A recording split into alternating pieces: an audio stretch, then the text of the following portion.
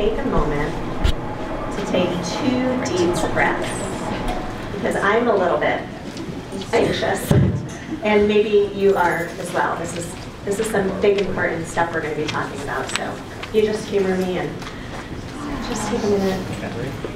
All right. Okay. And then just bring it to you. Okay. Thank you so much, all of you, for being here today. My name is Krista Cerrillo, and I am a Bristol representative to the Mount Abraham Unified School District School Board, as well as the chair of the Community Engagement Committee. And this committee is made up of board members as well as community members, students, and staff, many of whom are here this evening. And we're really happy to have you here for our third in a series of conversations we've conducted over the fall. So this committee formed not long after we became a unified school board, recognizing the importance of the fact that we wanted to stay connected to our 5 towns, even though we didn't have a school board in each town any longer. We also needed to find a way to address the significant needs of this building after having not been able to pass a bond vote. And that was something that was really pressing on our minds as a new board. But we also now recognize that we are the stewards of 6 buildings. So we felt like we needed to develop a long-range plan for all of the facilities in our district. So with these 2 goals of thinking about both continuing to foster communication in our 5-town community and working on this big picture, long-range facilities plan, we started this engagement process. And so we began with, in the month of October, conducting meetings in every town, as well as a meeting here, or several meetings here at Mount Abe with students and with staff members. And the goal of those first meetings was to help participants identify their vision for education in our district. So when students graduate from Mount Abe, what is it that we hope they will have learned and be able to do? Then about 2 weeks ago, on November 5th, we came together as a district, and we reported back what some of those shared values were. And then we spent some time envisioning what our facilities might look like if they were being true to those values. And then we also heard a state of the district presentation by our superintendent to help us frame this work in some of the challenges that we as a board have been grappling with for some time, to help us all understand some of these factors that are putting external pressure on our budget process. And today we're here to think about some specific options for our facilities, keeping in mind these shared goals and some of these different challenges that we're facing. And the bulk of our meeting is going to be sort of grappling together what are the different trade-offs and benefits for some different facilities options that we could consider, and how do those square with the values that we've already articulated through this process. So if you can go back to so this timeline is in your brochure, and it shows you the process that we kind of reverse engineered to get us to the work this fall. And it assumes that we may be making some decision as a community on or around March of 2021. It is a draft. We're still in that first stage of the engagement work. All of the input and the feedback from this work will come before the school board and district leaders in January, so that before decisions are made to potentially invest in architectural studies of any one of these options, that they are made with a really clear sense of what it is the community feels is most valuable, and that input is considered. This is a pretty intense process, and it is hard work. I think that, for me personally as a board member, feeling like I'm in this process with all of you makes it seem a little bit less daunting, and it also makes me really grateful and appreciative of the commitment we all have to our students. I think also advantageous to this process has been partnering with our facilitator, who I'd like to introduce now. So Susan McCormick has been working with us for about a year now, and she is the founder of Creative Discourse and a senior associate with Everyday Democracy. And her work has been steeped in helping communities to build dialogue toward productive and inclusive change. So she seems like a great partner to lead this work with us, and at this point I will turn it over to her. Thank you so much, Krista. And I just want to acknowledge Krista and all the amazing work that she's put in.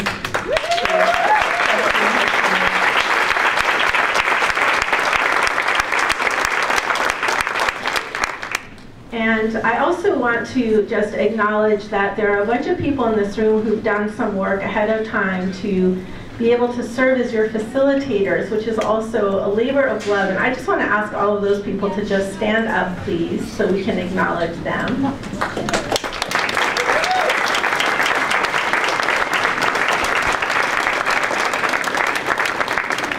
Great.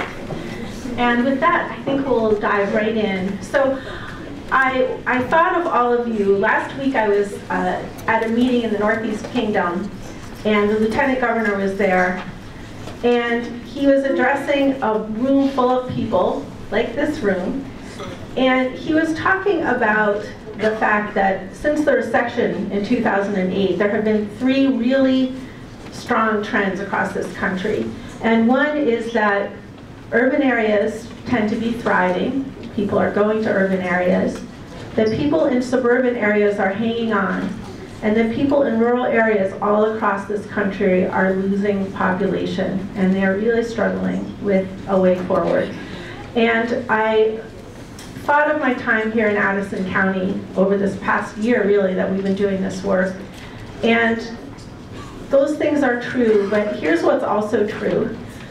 You all have so much going for you in your communities. You are tied to the landscape and really connected with a sense of place. It has become clear through all these conversations that you're really connected to each other. You care about what happens with each other. You have 5 vibrant towns here. You also live in proximity to some pretty urban areas, and I heard stories of a lot of people who travel up to Chittenden County or other places that aren't that far to work. So I feel so much confidence that you have the wisdom that you need in your community to grapple with some of these very real challenges that you're going to hear about tonight. And it's just been a privilege to work with you. And it was good to be reminded in the Northeast Kingdom, who are also facing similar challenges.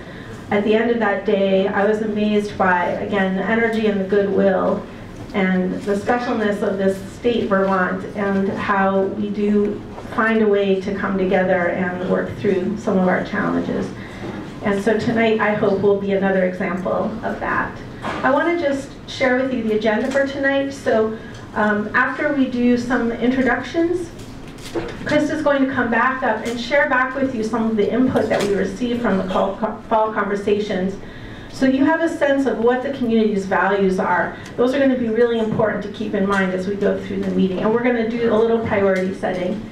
After that, the superintendent is going to do a repetition of a State of the District presentation. Some of this will be familiar to people who were at the November 5th meeting. It also, though, includes some responses to questions that were asked during that meeting. One of the reasons we're doing that is to help you be informed as you talk about a way forward.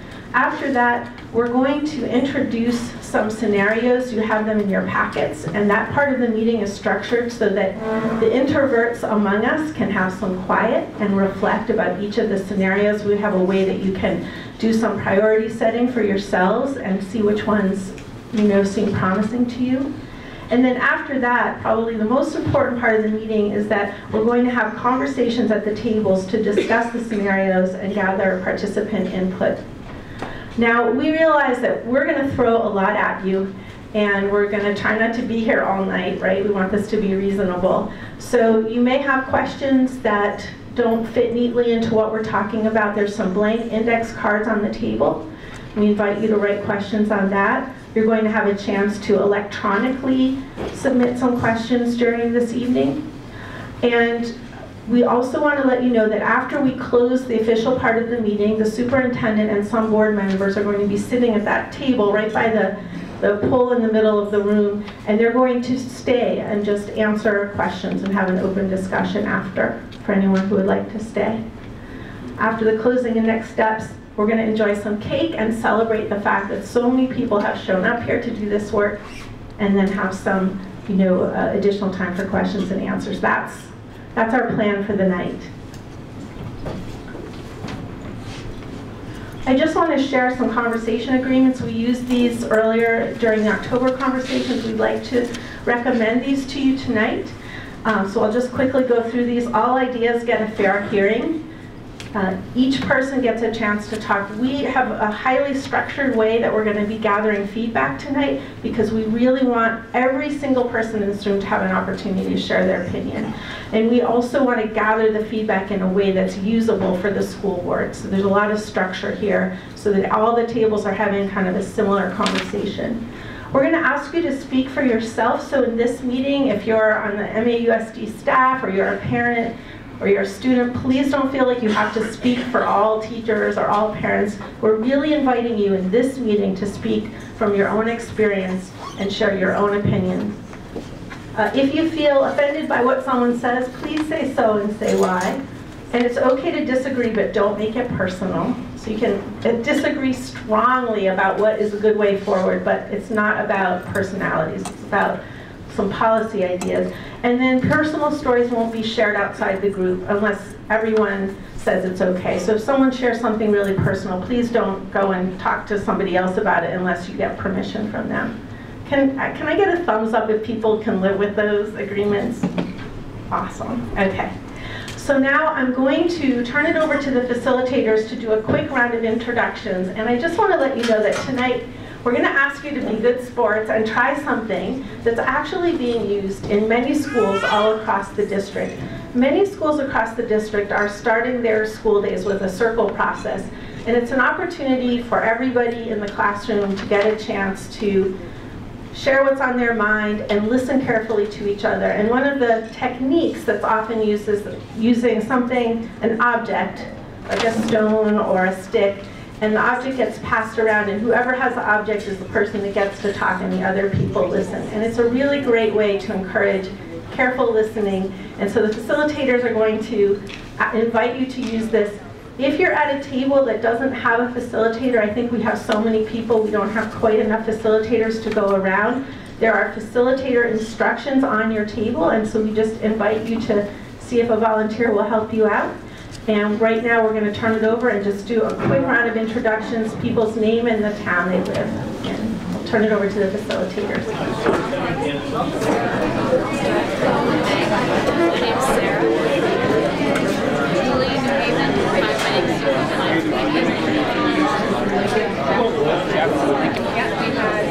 If you're done, you can look up at the screen and start getting yourself online. If you have a phone or a tablet, any kind of device, if you can take that out.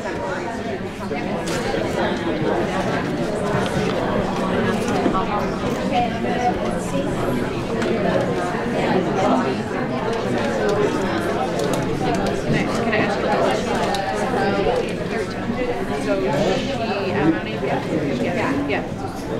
So I'm going to ask you to come back as a full group. We also want to get a sense of who's in the room. And for those of you who are here on November 5th, you know the drill, so you can help other people at your table.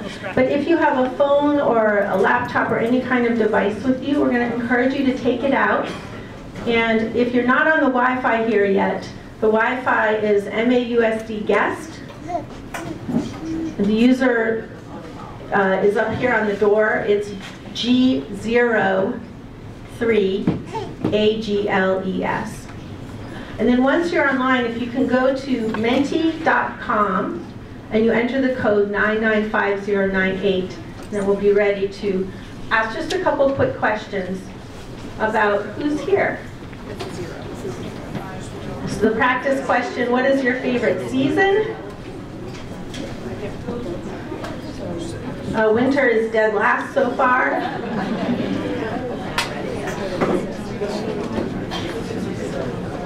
Oh, there we go.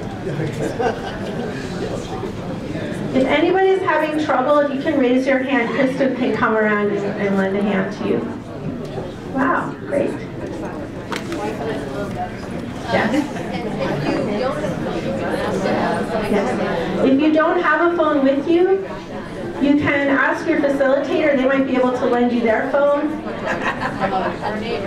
Or someone sitting next to you.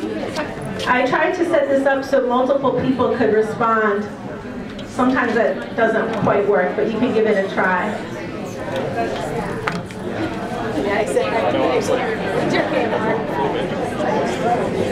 Okay. So, in the interest of time, we're going to move on. We just have a couple of questions that we want you to answer. So, how are you connected with the district? And for this one, we just want you to pick a couple. You can pick more than one. But your one or two most significant connections.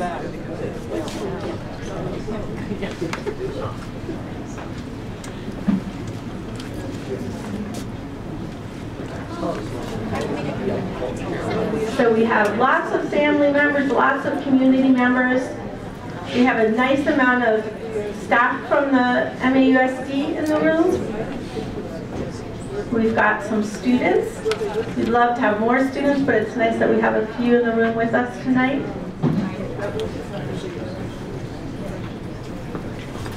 And let's see what towns people are from.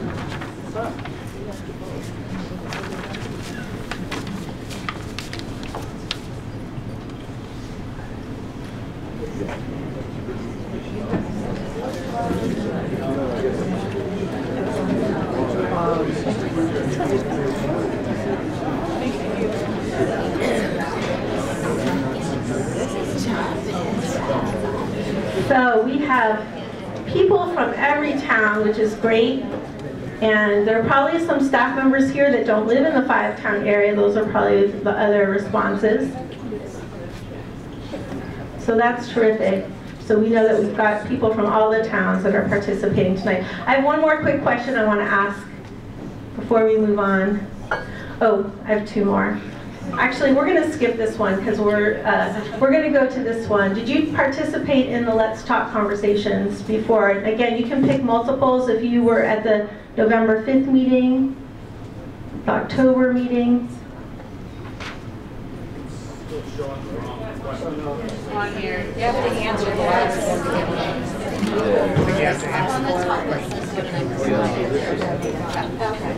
If you're not seeing it, press go to slide at the top. Sometimes you have to get out and go back in because it's not perfect. Technology is great when it works. So there are lots of people who participated before, but there's also a nice amount of people who are participating for the first time. That's great. One of the things we heard in the earlier conversations was we need more people around the table, we need more voices, and it's really great to see that there's some people here. So now I do want to go back to this one. So we do have at least 6 people that said this is their first time attending a community meeting. Welcome. That's wonderful. Okay, one final one. I keep getting an error message there's an issue connecting. Does anybody else have that? Double check that you're not getting kicked off the Wi-Fi. I got kicked off the Wi-Fi and then got back on. So some people are getting kicked off the Wi-Fi, they have to get back on. Also, if it's acting weird, you can close your browser and then get back into www.menti.com. The other thing to know is that you do not have to be on Wi-Fi to access. Right, some phones might be able to do this without being on Wi-Fi. Okay, so before we continue on, let's just end here. We want to remember that this meeting is about our young people. That's a really important reason why so many of us are here. We wanted to see what are some words to describe the young people who live in your community? Engaged, hardworking, concerned, creative, white, kind, talented, energetic, enthusiastic, connected, curious. So we just want you to really hold this in your minds and keep this with you as we go through the rest of the evening, because this is really why we're here, to make sure that these kids that you care about are getting what they need to be successful in this world. So with that, I'm going to pass it back over to Krista.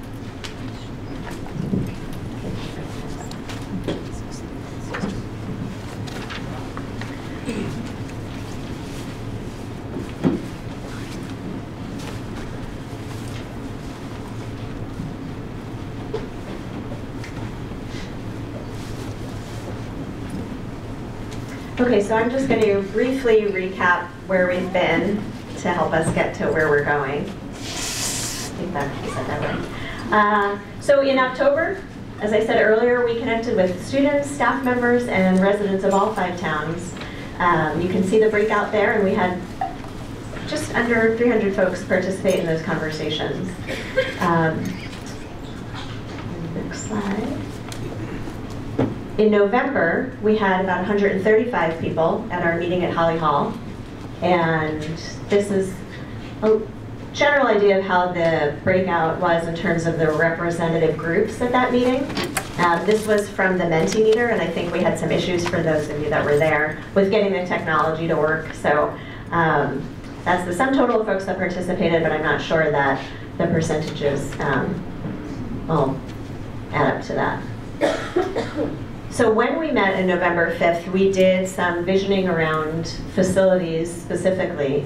And what we noticed, and what was interesting, is that the themes that came up for folks, first of all, reflect all of the core values that had been articulated in earlier conversations. They also were really closely aligned with our strategic plan. And also, while we had asked folks to think about buildings, there was a lot of conversation about programming and about staff. So it's just important to note that those things are really closely connected. So when we're talking about our facilities, it's more than just the physical space. It's what's happening inside and around that space as well. And this all gets us back to our core values. And so these were shared on November 5th, but at that time we had some folks acknowledge that there were a couple missing. So we added those in, and they aren't rank ordered, they're alphabetized. So these are the themes that consistently came up throughout all of these conversations, the values that we hold most important to us. And in your brochure, they are defined more specifically. And so you'll want to refer back to those as we go forward, because they're going to be really important for you to keep in mind as we look at all these different scenarios. We'll have some time to do that individually and then at your table.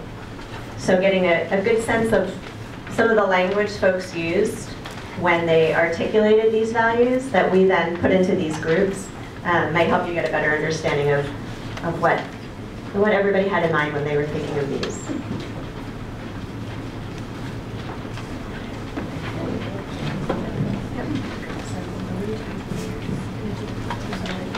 So just to let you know, as Krista said, the values are on the very back page of your brochure. And if you read the descriptions, the words that we use really came from your words. The way that those values are described, we had a lot of data from all the conversations, and that's what we used to write those descriptions. So that's really saying back to you what you said you care about. So right now, we're going to give you a chance to just kind of rank those values. And what we want to do is get a snapshot of how people in this room are feeling, which of these values are most important to you. Before I go to Mentimeter, I want to give you a caution. If you hit the submit button before you're done ranking everything, then you're done. So don't hit the submit button until you're all done, okay? It's going to give you a chance to rank order all 8 of these values based on what you think are the most important, okay? From the most important to the least important. You can rank all of them, or you could just rank a couple of the top ones and leave it at that. So I'm going to go to the next slide here, okay? For some of you, there's a little, you have to look at the bottom of your phone screen, and there's going to be a little scroll, which is where things are. So take a minute and look through all the values, and then, you know, the one that you think is the most important, that's the one you're going to choose first. If you don't have a phone and you want to participate, see if a neighbor at your table will lend you their phone.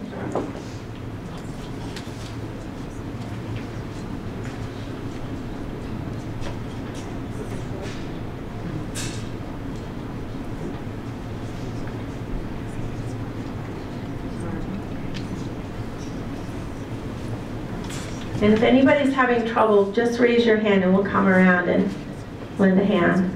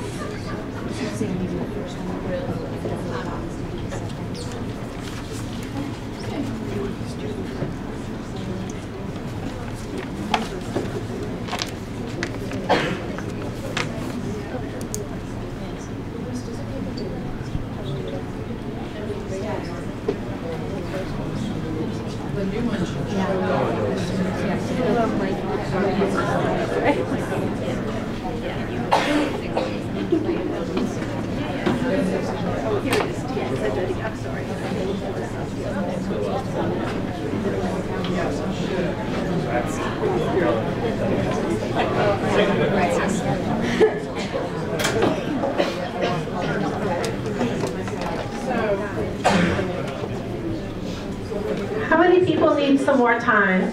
Okay.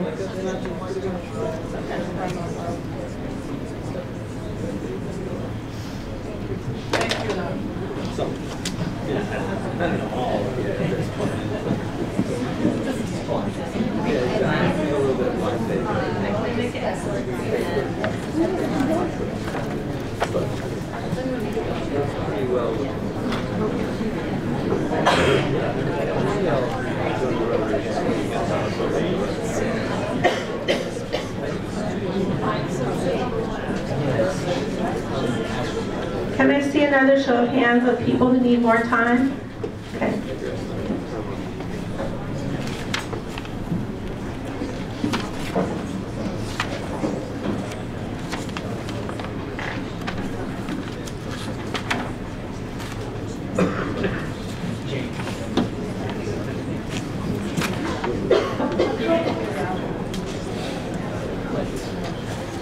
Okay, I'm going to leave this up so that people who aren't quite finished can continue on, but we want to keep moving along here. So right now, it seems like socially and emotionally healthy kids are solidly the top things that people in this room care about, followed close behind by educators, teachers, and academic excellence. So we'll come back to this a little bit later in the meeting, but please keep this in mind. This is really important as we talk about next steps. Thanks everyone for doing that, and with that I'm going to turn it over to Krista. Okay, so we're going to move into the presentation by Patrick Green, who's going to share with us the state of the district, which we saw on November 5th. We're going to go through that pretty quickly, but there is additional new information that he's going to touch upon.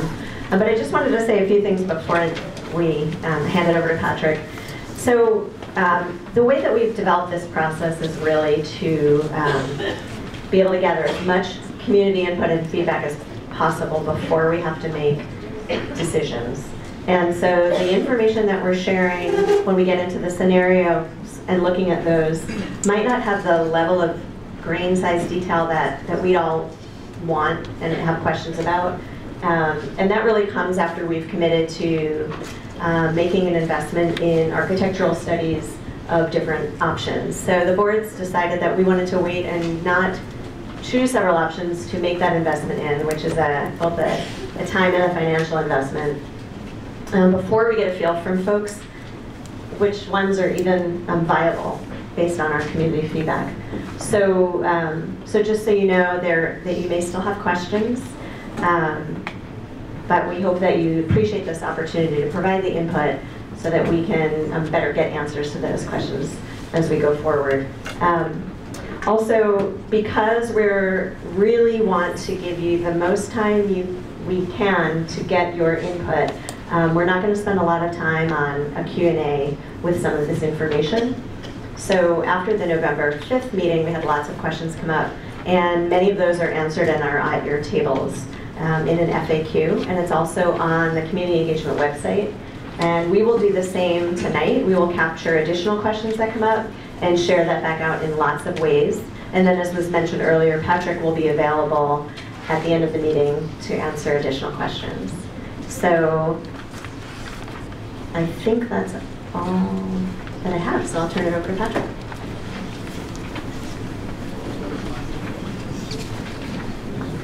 All right, good evening, everyone. Thanks for coming out. So as Krista and Sue said earlier, the next several slides are really intended to try and provide some information for you to use as you're considering the various scenarios. And because it's related to the scenarios, I want to mention this now, and I think it'll come up again later.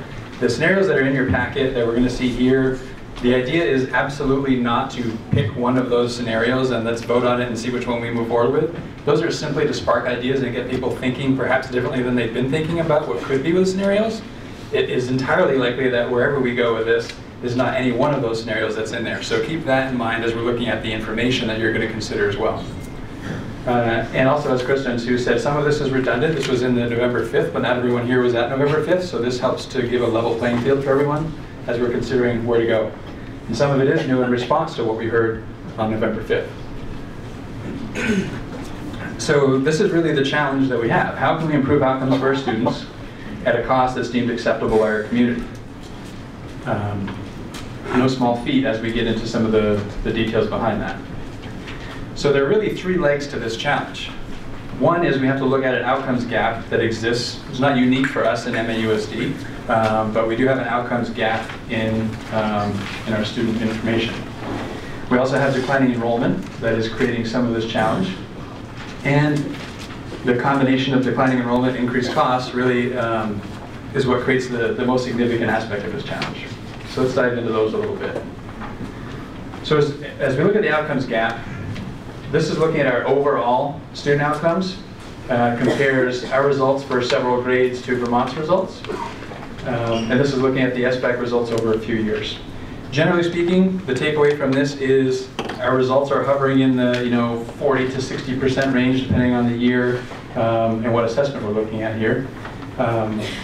Those results that's not something we want to strive to maintain, right? We want to continue to improve those outcomes for students. So we're not at a place where we're looking to remain stagnant. We have room to grow, and we can get there. So when we start looking at, so that's overall, when we start looking at subgroups and trying to get a sense of the achievement gap in various subgroups, we can see that by gender, there's a difference, there's a discrepancy in outcomes. By students receiving free and reduced lunch, there's a discrepancy in outcomes. For students receiving special education services, there's a discrepancy in outcomes. Those are, again, not unique to MAUSD, but they are real for MAUSD, and that's part of the work that we have to continue to remain focused on, despite the fact that we have some challenges to work through as we try to get there. Declining enrollment.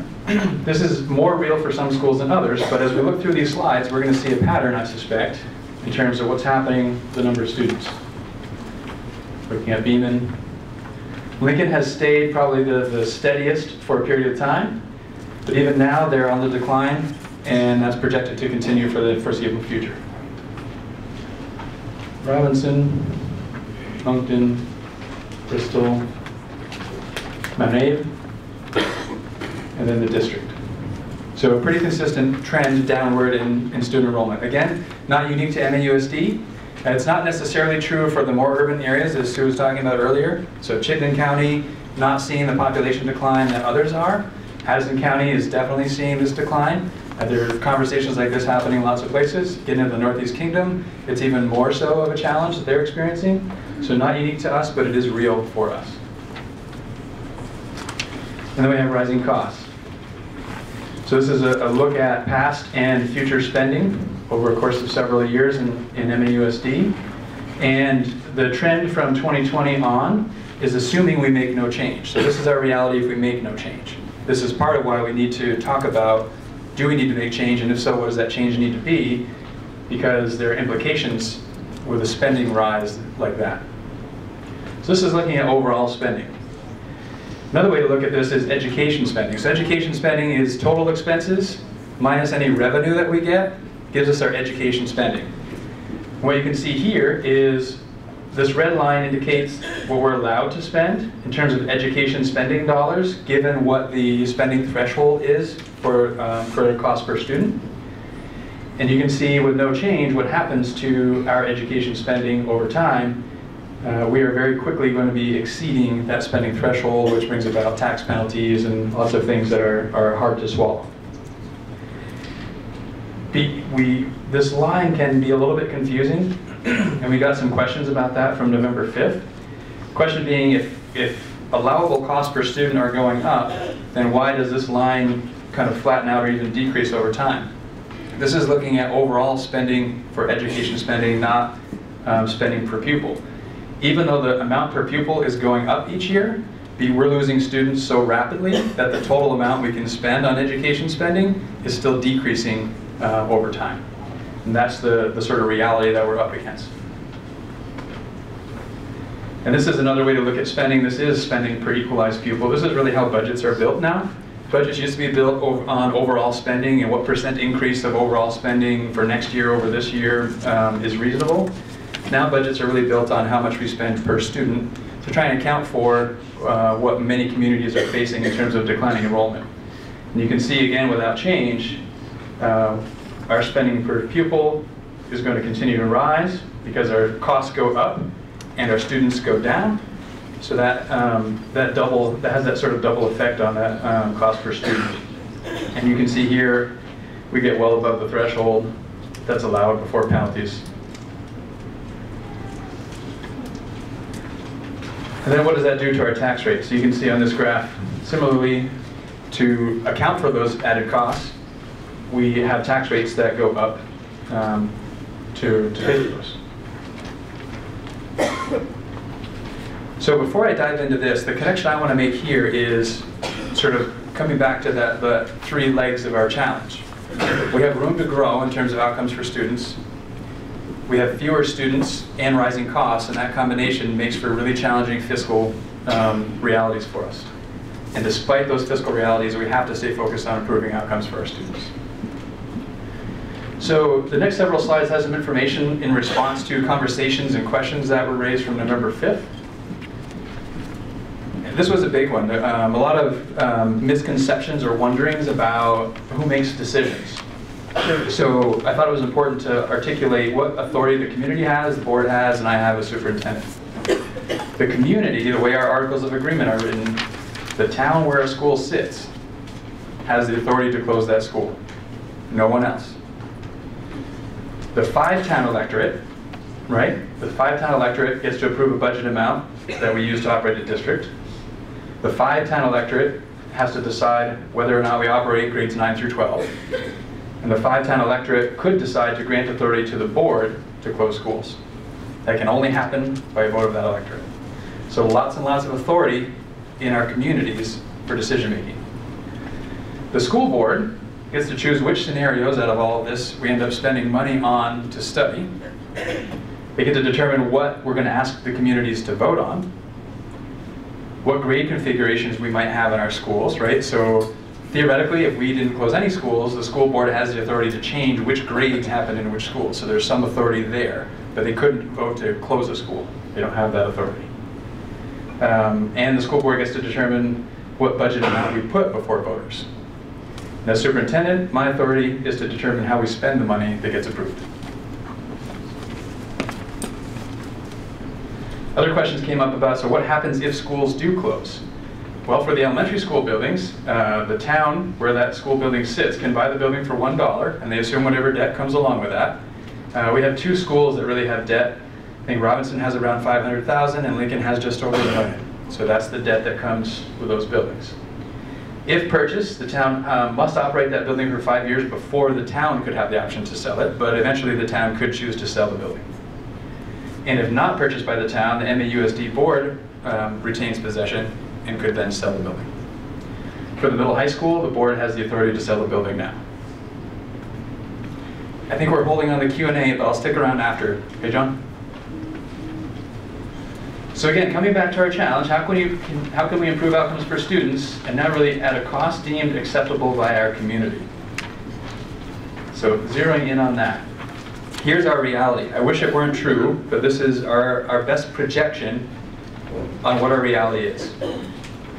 We need, over the next few years, to find $4 to $6 million in savings to stay under the spending threshold.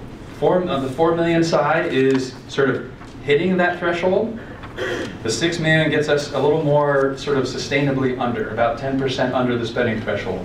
The advantage there, if we get to the point where we meet the threshold, every year we will have to find significant reductions to stay under the threshold for the following year. So every year as an organization we'd have to look for significant savings, which obviously is really difficult on an organization. If we make decisions that, like big decisions that get us toward the $6 million, for a few years at least, we wouldn't have to find big changes annually to stay under that spending. So two different approaches, they both have pros and cons, but that's sort of the range that we're projecting right now. Unfortunately, there's not enough paper and pencils to account for that. So this sort of breaks it down, and this is cumulative, so these aren't adding upon one another. Already right now we're looking at for next school year, just to meet the spending limit, not get conservatively under, a reduction of $710,000 in education spending. And in fact, this has already changed. We're now looking at closer to $850,000. So that's our task right now, is to build next year's budget, hitting that target that keeps us under the spending threshold. And you can see that grows pretty substantially based on our projections for the following years. So again, this is to get us to meet that spending limit, and this gets us 10% under that spending limit, which would buy us a few years of not having to make big change. So the question that would follow then is, where might the money come from? Well, there are two ways. Because we're talking about education spending, which is the difference between total cost and revenue, we could look for ways to increase revenue. The two ideas that come to mind, though there may be many others, are more students move in, that effectively creates more revenue, or a public-private partnership, where we utilize some additional space that we have to generate revenue. On the other side, we can find that money through decreasing spending, which is looking at staffing reductions, program reductions, or facilities reductions. Those are sort of the buckets that reductions could come in. So when we dig into the revenue side and where could we go, so if we're talking about leasing unused space, and again, there may be other sort of public-private partnerships that are outside of leasing space. I think this is the most commonly sort of thought of way to generate revenue. So our research has suggested that we're looking at, there we go. For manufacturing, $9 to $11 a square foot for rental space, that's annually. Office space is $12 to $15, and medical space is $16 to $20. And those costs all assume that you spend money to upfit whatever space it is that you're going to be renting at that rate. And with an approximate class size of about 600 square feet, to generate $1 million in revenue, we would need to rent out somewhere between 83 and 185 classrooms at that rate. Begins to show some of the challenges there in generating the kind of revenue we're talking about. So the other revenue is what if we have more students? What if more students move into the district? Well, this tells you an idea about how many more students we need over the next few years. And again, these are not cumulative. Like 191 is the total over the next 3 years. If in 3 years we had 191 more equalized pupils, roughly 191 more students, that would get us to the point where we avoid the penalty. If we were trying to get conservatively under, we would need closer to 300 students in the next 3 years to get conservatively under that spending threshold. When you look at our 25-year history of enrollment, unfortunately it's not going in that direction. Not that it couldn't change. So another way to think about savings is, if we didn't operate some schools, what would we be looking at for savings? These are really sort of broad stroke, trying to give you an idea about what we might save. And the range is anywhere from 1.25 to 1.75 million per school. Trying to account for roughly any staffing adjustments, etc., in doing so. And depending on what scenario played out, would have an impact on this. But that kind of gives you a ballpark anyway of what we might be talking about. Would be lots of additional study, That's why it's sort of early on, and we need to invest a lot of money in professionals to give us real numbers on this. But this is at least enough to start a conversation. And so another way to look for savings is in positions. So for every $1 million, that equates to 8.6 administrators, 12.6 professional educators, and 22.1 support staff. Obviously, there could be lots of mixing, matching, and figuring out where that comes from. The point here is it's a lot of people per $1 million. Does that really average 8.6 administrators? Yeah, these are either or. It says in small print there. So this line equates to $1 million. This line equates to $1 million. Over 6 schools, not per school. Right, so that's total. So that's sort of an average total compensation for administrators, average total compensation for professional educators, average total compensation for support staff. So that's salary, benefits, FICA, all the real costs that a district pays for an employee. Trying to capture sort of that full picture, make it as real as possible. And so that raises a question about current staffing levels and what are they, what should they be, etc. So one resource, there are other resources, but one resource that we look to is the Education Quality Standards. This is a set of rules that are put together for schools to follow to be compliant with law. And so that says that schools that have 10 or more teachers shall employ a full-time principal. And in MAUSD, we have 7.7 building administrators for 155 teachers. So it's not exactly a ratio, but it gives you a sense of what the expectation is for administrative staffing and gives you a sense of what we have for administrative staffing. Talks about class size, so they group it in the education quality standards by K through 3rd grade. We have a lot of 3-4 classrooms, so it was really hard to sort of piece that out. So I included all of our 3-4 classrooms in this grouping. So that says shall average fewer than 20 in K3. And you can see what our averages are for K2 and 3-4. And it says 4 through 12 classes shall average fewer than 25, and you can see what our averages are there. Then another question that surfaced often was, are we at the appropriate level of staffing in central office? So unfortunately, there aren't guidelines for what staffing levels for a central office should be relative to the size of the district. So what I thought could be useful is to try and compare MAUSD to other Addison County school districts and see, are we over or understaffed relative to our neighbors in our county with potentially similar demographics. So on average, for every central office, not administrator, but employee, there's 88 students per that employee in the county, and we have 95 students per that employee. So that would suggest that it's not a place where we're necessarily overstaffed. And so other questions surfaced around, so where does all the money go in MAUSD, and how is that spending distributed? And so this is an attempt to help folks see where that money goes. We've used something similar in the past for budget presentations that is a pictogram of a student, and so it looks at it on a cost per student basis. This is looking at overall spending. Very similar to what Champlain Valley School District uses in some of their budget presentations to help people understand where spending goes. And interestingly, we're pretty comparable to that same sort of percentages in Champlain Valley. And again, all of this is in your booklet, so I know I'm going through it pretty quickly to get to the part where we can talk about the scenarios.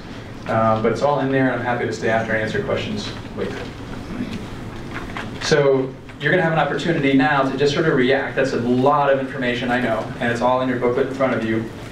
But take 3 minutes and just turn and talk to somebody at your table and think about and talk about what stands out to you about the information that you just saw and heard about.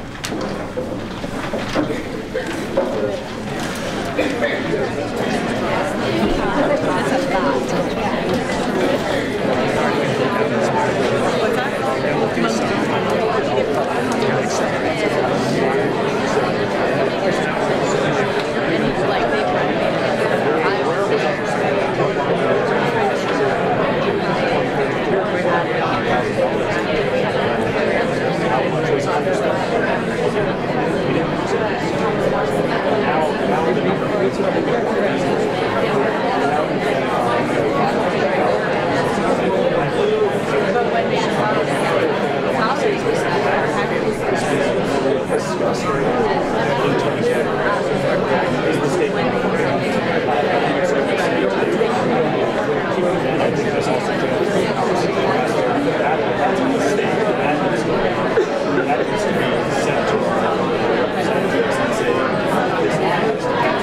so that was just over 1 additional minute.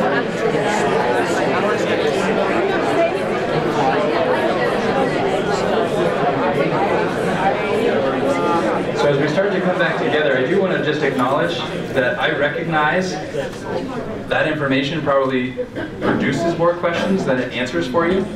And there's going to be an opportunity, whether it's on your index card or in the Mentimeter, for you to ask some questions and capture some of those. But also the time at the end, I'm happy to stick around and try to answer what we can. So with that, I will turn it back over to Sue. Thank you, Patrick. So the idea here was to give you some information so that when you start talking about the scenarios, you have some context about the situation that your communities are facing. And what we want to do now is we're going to keep collecting these questions. So we'll keep that screen up for a while, and you can continue to put questions up there. Also, you can use your index cards as well. But we want to transition now, so we want to make sure you have time to have conversations at your table about the scenarios. So in order to prepare for that, I'm going to ask you to find a piece of paper on your table. There should be one for every person. And on the top of the piece of paper, it has a list of 8 values. If anybody doesn't have one at your table, we have lots of people here. Just raise your hand and we'll get you one of these. On the flip side, you'll notice a little chart. No, I can't do it. Okay. So what I want to invite you to do is just take a moment. By the way, the next 15 or so minutes of the meeting, this is the part of the meeting that we designed for introverts. So people can have some quiet and reflect on their own before they're talking to others. So the first thing I want to invite you to do is, on the list of 8 values, I want you to circle your top 3 values. What are the top 3 things that are most important to you? I'm also going to go back to the Mentimeter, and if you would prefer to choose the top 3 values that people in the room chose, you can use those as your top 3.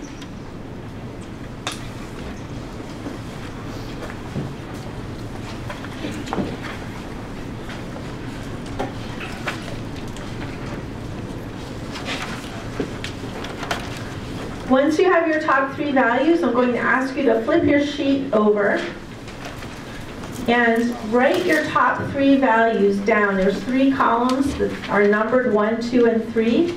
So just write those values in on the columns.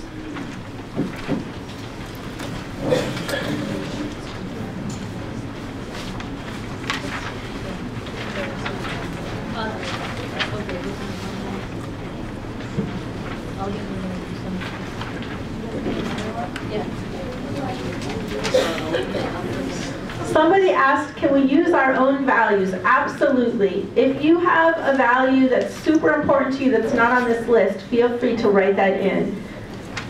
Yes.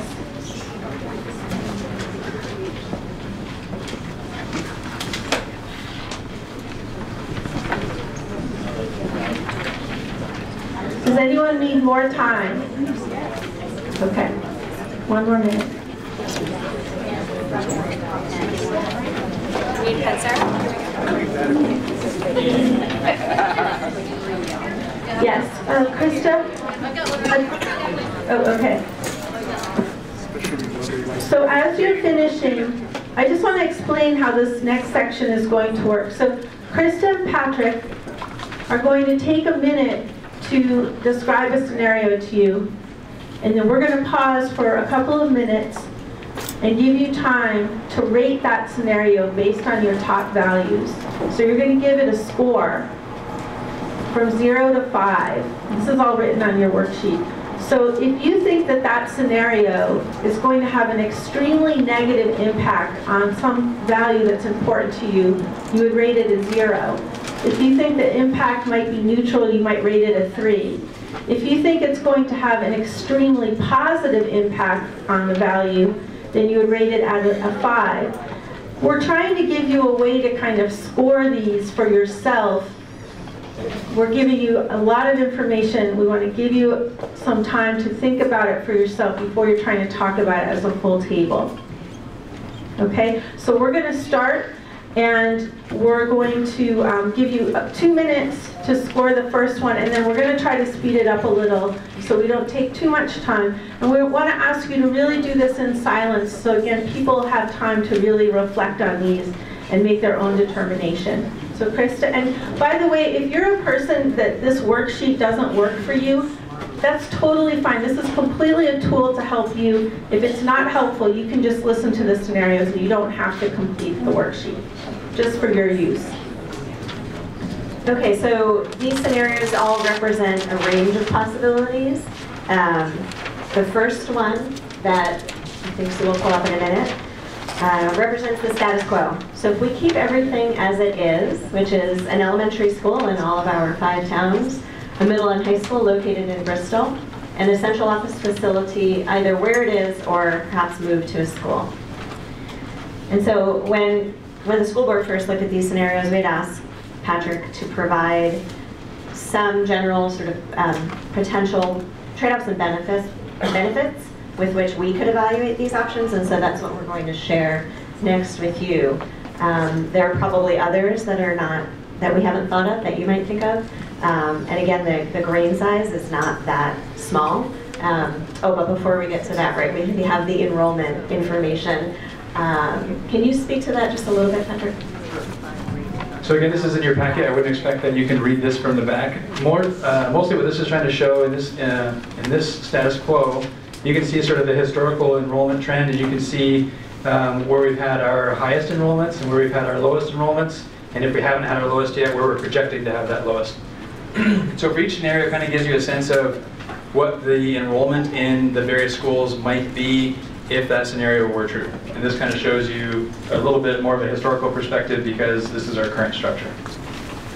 But when we get into the status quo, the possible benefits and trade-offs of the status quo, some of the benefits are that we retain an elementary school in each of our towns, which we know is very important. We also would see some savings by bringing a superintendent's office into one of the schools. Because we pay rent for the space that we have now, and we wouldn't have to pay that rent if it were in a different space. Some of the trade-offs, by keeping all schools open, we would anticipate more reductions to programming, student supports, and personnel to keep us under a spending penalty. And what I think you'll notice too is the assumption is we're working to stay under a spending penalty. With a budget that passed by 13 votes last year that didn't cross over the spending threshold, the assumption is there wouldn't be taxpayer support for exceeding the spending threshold. So important, I think, to know that assumption exists here. So to stay under, the trade-off would be the reductions, instead of coming from buildings, come from programming, student supports, and personnel. And that would mean higher student-to-adult ratios, less variety in offerings, and support for students. And at the bottom, this is just sort of a quick reference to see, again, if we assume we're staying under the spending threshold, we're looking at more money spent on facilities and relatively less on programming, supports, and personnel. Or in different scenarios, you'll see this larger blue dollar symbol shift more toward this direction, where we're spending more money on programming, supports, and personnel, and less on keeping facilities open. So that's what that gauge is to try and help you see from a big picture cost perspective for each scenario. So I'm going to give you a moment to rate that scenario using your worksheet and your values. I didn't get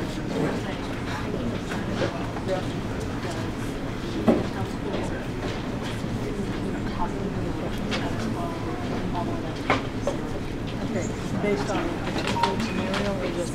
Yes, based on that is just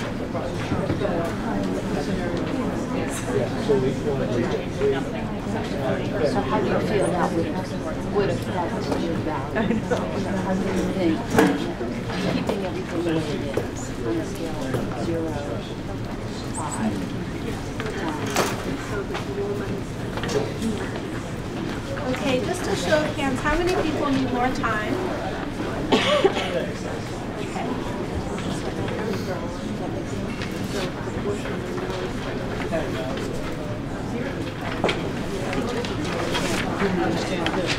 Okay, so we're going to quickly review scenario 2. So in this scenario, we would retain one elementary school and one middle and high school, closing all of the others, putting a pre-K school in our current central office facility, and moving central office to, or keeping central office at its current location. So again, in this scenario, we would eliminate all but one of our elementary schools. And then the next slide shows the enrollment in that configuration. And then in the next slide, you can see some of the potential benefits and trade-offs. And in this example, the chart leans more heavily toward money spent on programming supports and personnel, as opposed to the previous example where the bulk of the money was spent on facilities. So we're giving you, how much? About a minute to rate this one based on your values. The capacity of Bristol Elementary School, they have had 497 in the past at their peak.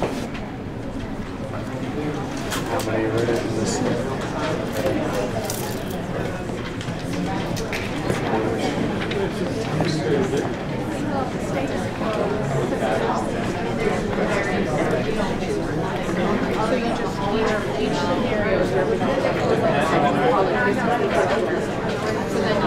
Okay, so we're going to move on to the third scenario.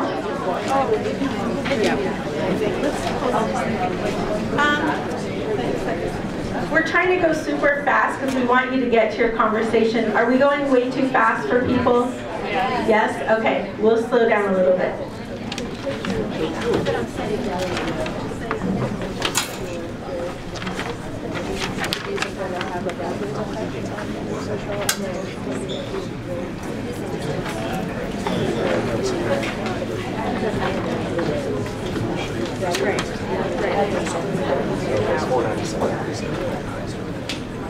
That's exactly what we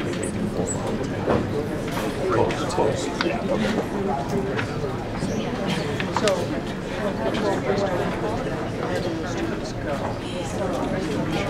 Right, so rent, the question came up, $55,000 a year is ballpark what we spend in rent for the district office on Munsell Avenue.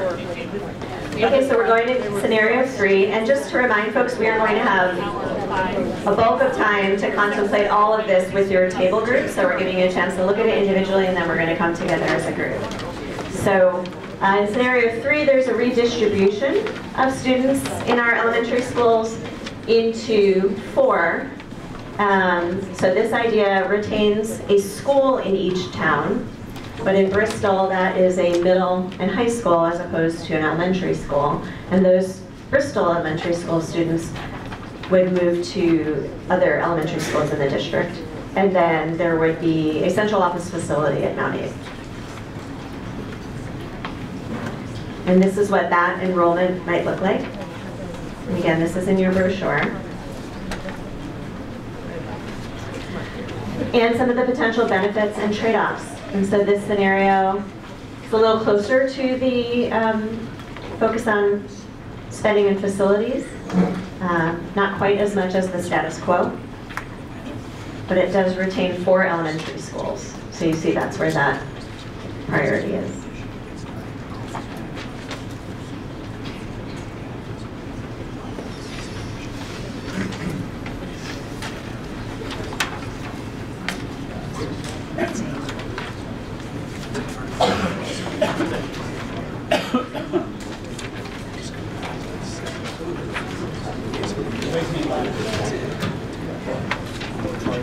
I did also want to say that we had other ideas brought forth at the last meeting from community members that fit into some of these different scenarios. So the idea is that these are sort of starting points, but there are other ways these configurations could play out. Are we ready to go to 4? Okay. Yep. Okay. Okay, so this is the magnet school idea. So originally we had 3 different scenarios that we were looking at the board table, and then the community engagement group talked about, let's broaden that out more. Let's talk about something like a magnet school idea, where we have 2 elementary schools, but they each represent a different academic theme. And so that might look like retaining, well, 2 elementary schools, and then the middle high school as we have it now, located in Bristol. And a pre-K and central office facility at a vacated school. And so that enrollment might look like that. And I think, Patrick, does this assume perhaps some choice in the movement of students into those schools? Yeah, so that means there's a lot of variability. And then potential benefits and trade-offs for that scenario. Okay, now we're moving back toward money spent on programming, supports, and personnel.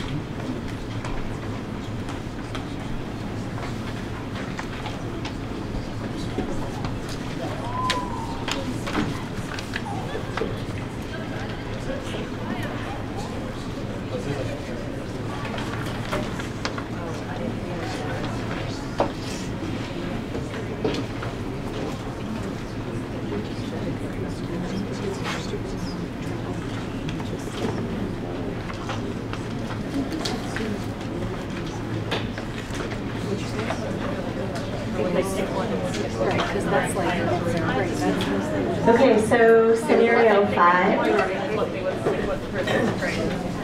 So this was something that came up in a lot of our community conversations. It's something that was brought up even before our engagement group convened, this idea about utilizing our space to bring in revenue, or vacant space to bring in revenue, and be able to maintain those spaces.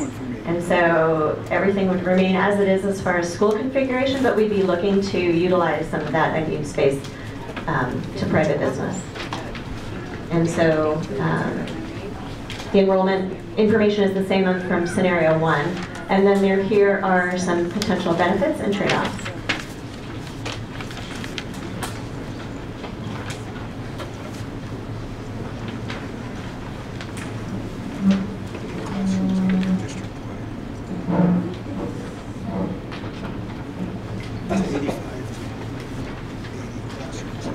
He was saying.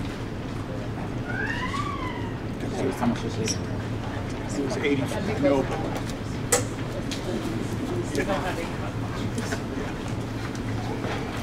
didn't sound too realistic.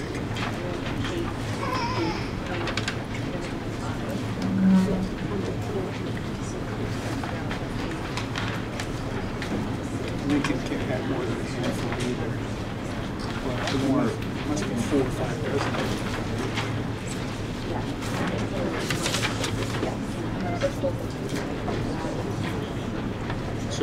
Okay, so when you are working in your table groups, you'll have the opportunity to generate additional ideas that were maybe not necessarily captured in the scenarios we presented, or maybe are different versions of those scenarios.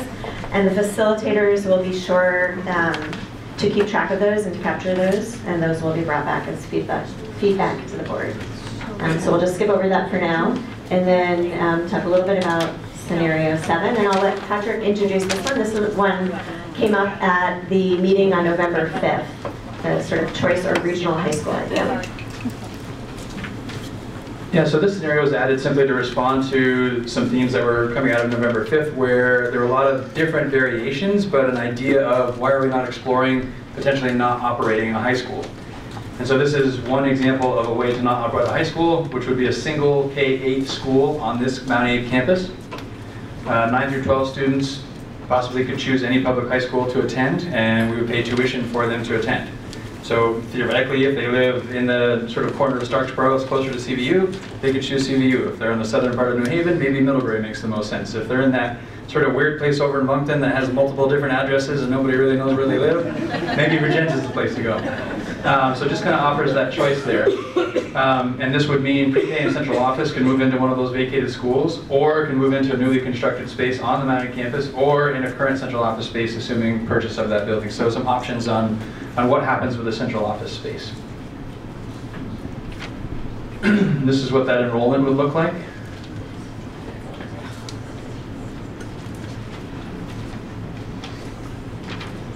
And the benefits and trade-offs. And this obviously has that blue dollar symbol more on the side of money on programming, supports, and personnel, and less on facilities.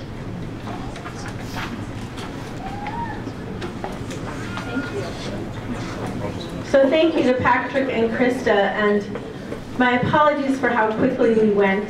We really want to give you time to talk to each other, and we hope that giving you at least a little bit of time for your own reflection is helpful. So I want to very briefly talk about what's going to happen next. So for the next 45 or... We didn't get time to do this together. Oh, sorry. We'll give you some... You need a minute or You need a minute to do this one. Yeah. Go ahead. So I wonder what the cost of school CVU's probably. So what would it cost? I can say it wouldn't necessarily be more expensive. CVU is probably more per pupil. That's true. But in terms of budget, what would that cost? Middlebury Bend, CVU. Yeah. Okay. So most of you have facilitators at your tables, and they're going to be leading the next part of this conversation. If you don't have facilitators at your tables, there's a facilitator guide, and so I would invite you to pick that up and invite somebody to volunteer to facilitate, and you're going to be starting on page 2.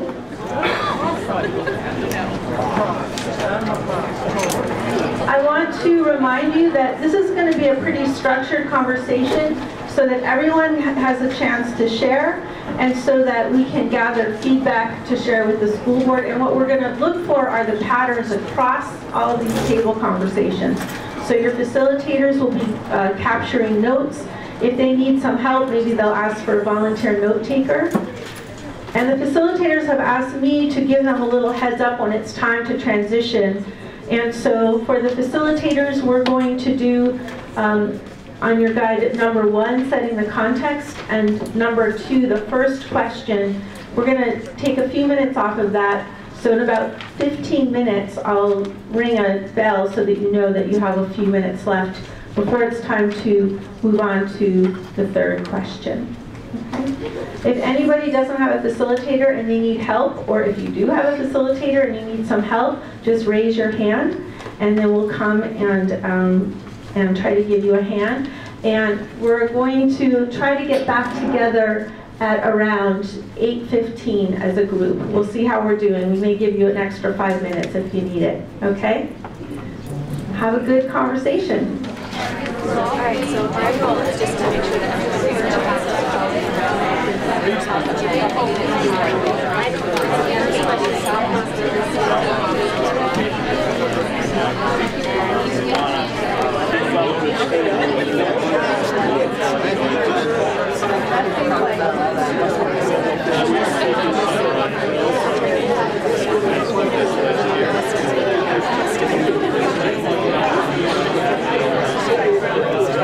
Keep in mind that schools are part of a larger community.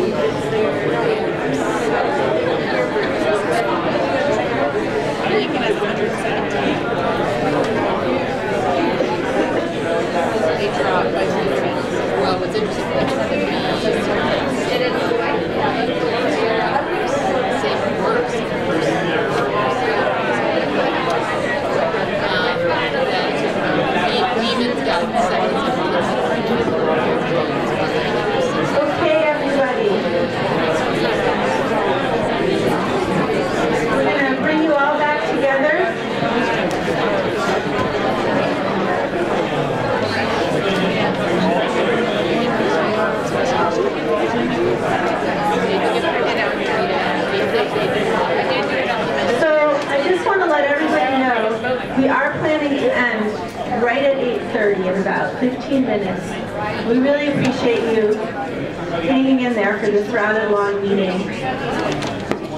We were going to try to hear from a few tables, but I think at this point, I'm just going to pass it over to Krista to talk a little bit about next steps.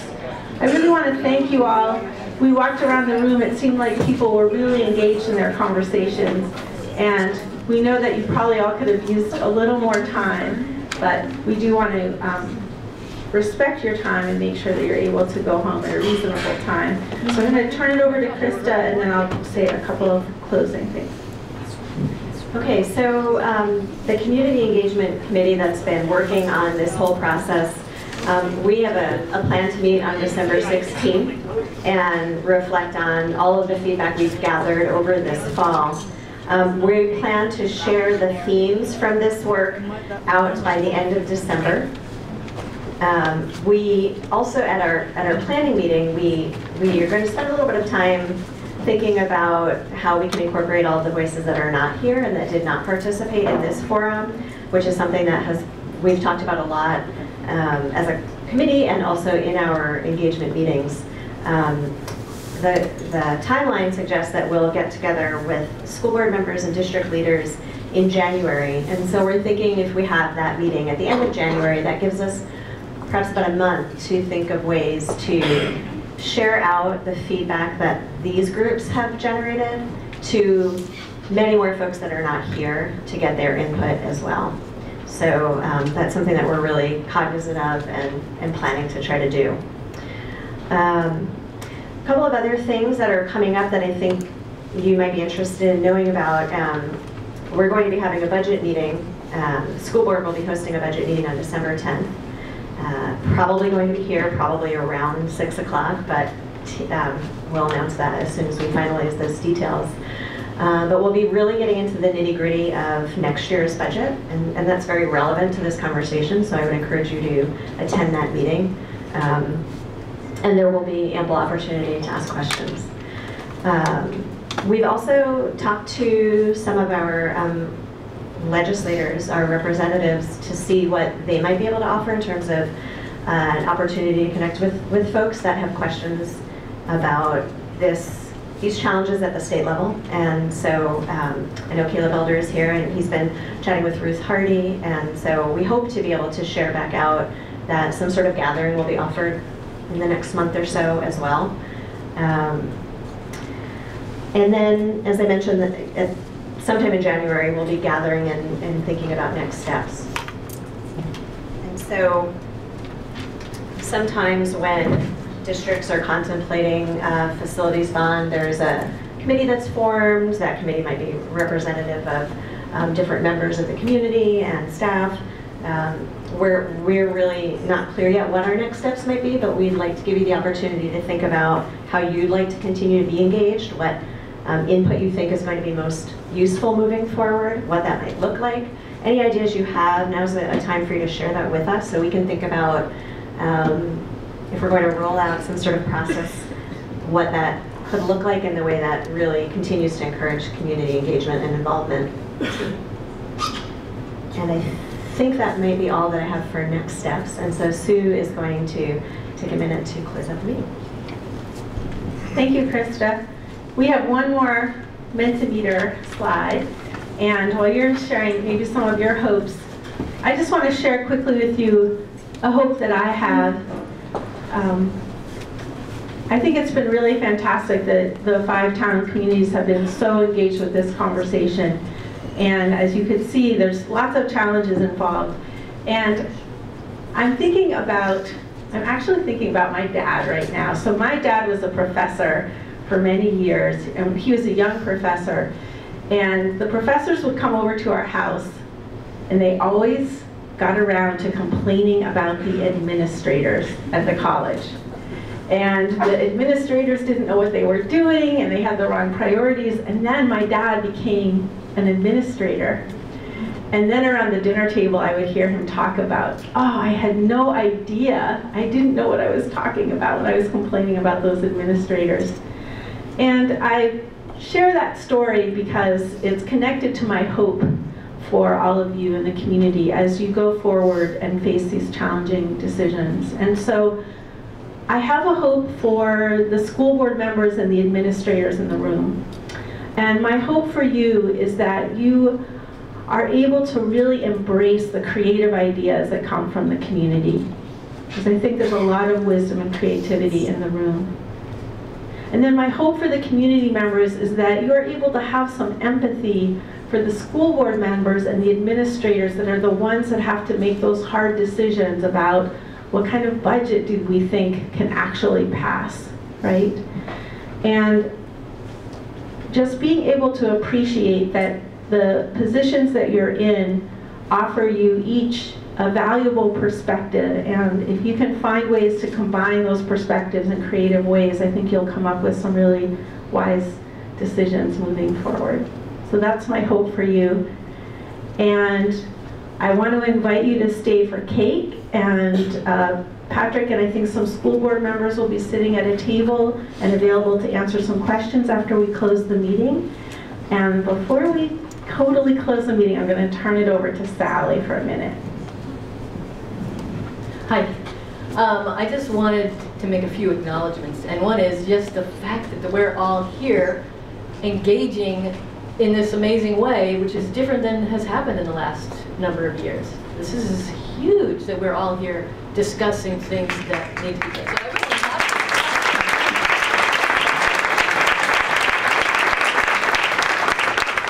So that looks like real progress. And we already had some stand-ups of people who've been helping out, and I wanted to throw out, there were a couple students, Mary and Bella, who really helped bring student voices in, and we don't have a ton here tonight, but that is really great. We'd like to keep seeing that happen and acknowledge those students who have tried to do that.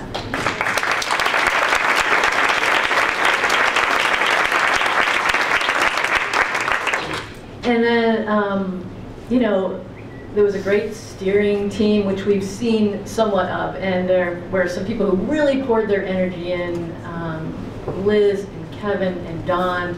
I mean, pretty amazing work there. And, but we all couldn't have done it without Krista as our leader.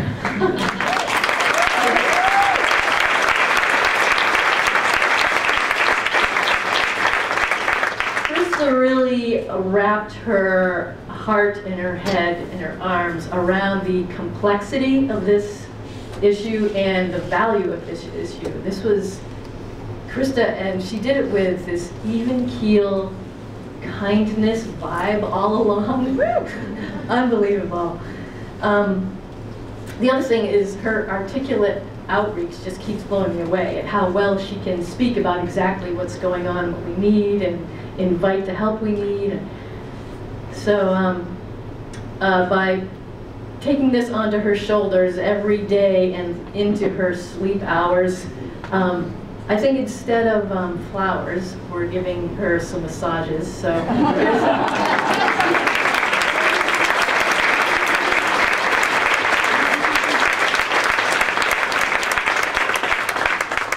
I also want to just point out that, you know, in this room, we are in a culture, we've grown up in a culture of top-down decision-making, and it's hard to break that culture, but we are doing it here by starting to bring our voices to where we need to bring them. And it wouldn't have happened without Susan, because she does this for her work, is teach people how to stand up and rise up and talk with each other. And so what a gift we've had to have Susan here to teach us how to stand up and begin to show our voices.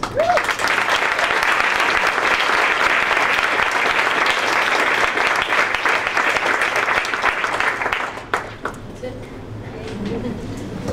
Thank you, everyone. Oh, John.